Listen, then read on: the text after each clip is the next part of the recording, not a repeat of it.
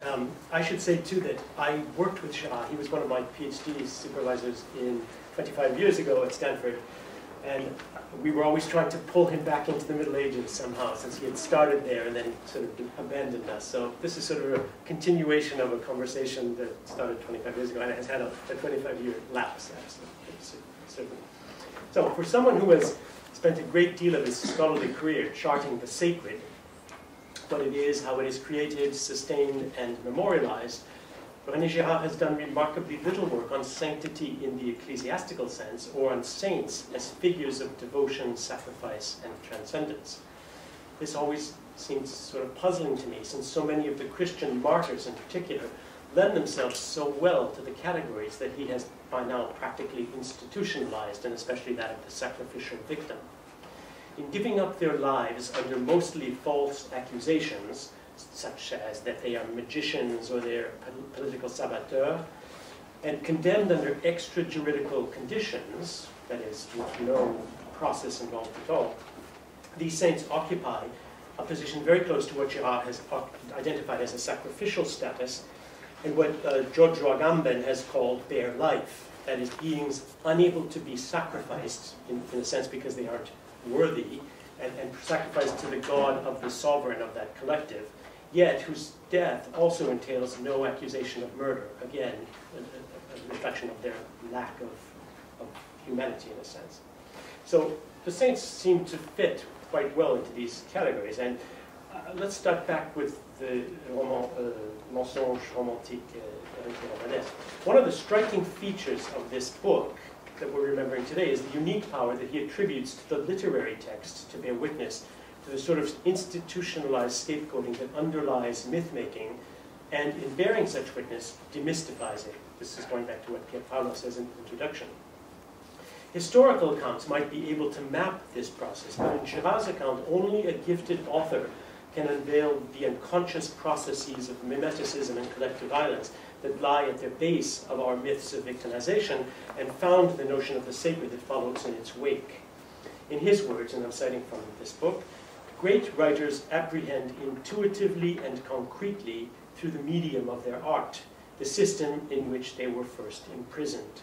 Literary interpretation must be systematic because it is the continuation of literature. Now this citation is interesting, first of all, because it does betray Girard's early allegiance to structuralist thinking, and secondly, his allegiance to the modern as the privileged area in which this unveiling of victimization takes place. There are no doubt very good reasons why he focuses on texts from the post-revolutionary 19th century and the fallout from the Industrial Revolution to make his case. But I want to suggest in this paper that some of the demystifying energy that he's discussing was already very much at work, admittedly in a problematic sense, in the supposedly traditional Middle Ages, and especially in Occitania. And to that end, I'll be speaking today about a single Occitan saint's life, Occitan meaning the language and space of southern France. So Occitan today is very close to Catalan. In the Middle Ages, they were almost indistinguishable, in fact. The text I've chosen is the earliest known saint's life in Occitan, actually in any vernacular language. The Canso de Santa Fe, the story of Saint Faith, dated to the second half of the 11th century. In its famous opening stanzas, the author first claims that he heard the Latin life of this saint recited to him as he sat under a pine tree, before announcing that he will now sing to us the tale as a dance song a la Francesca, in the manner of the French, to inspire his readers. Now that is what most people have written about. What the hell does that mean, a la Francesca? I have no answer to that, and I'm not interested in that today. This odd solicitation to pleasure is what is more interesting, I think. That is, that he's going to turn this saint's life into something that's going to give us pleasure. That is a dance song. And this is the first of several pre-Occitan lyric references in this text. Now, the Occitan lyric, that is troubadour song, is the earliest vernacular poetry in the West. It's the first rhyming vernacular poetry. In many senses, could be seen to be the beginning of modernity once again. That is the split off from Latin and a literary culture that has extended right to the present day. So we are back in the city of Agen, a pagan city in southern France. And one of the first introductions to the story that's about to follow is a metaphorical allusion to the young saint. She's supposed to be a 12-year-old girl, in fact, in terms borrowed from the Song of Solomon. The biblical apple tree, which is choked by forest growth, but gives birth nonetheless on its upper branches to lovely flowers, is assimilated here to the new religion, that is Christianity, with the flowers playing the role of the young girl's faith and the encroaching growth that's choking off the tree, the repressive power of the pagan state. I will not cite things in Occitan, I'll just give you the translations. The pagan Gascons were such an evil presence, for they refused to recognize God in his heavens.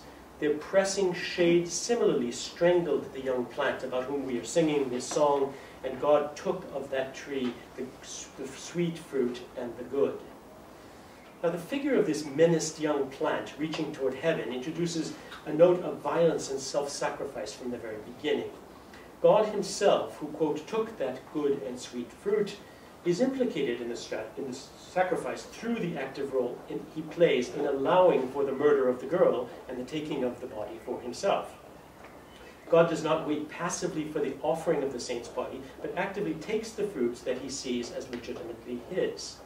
Furthermore, his role as external mediator in the mimetic scenario is established when the young girl's imitation of Christ's martyrdom leads not to a sensation of violence through her sacrifice, but to another more deadly cycle of violence that will soon spill out and spin out of control.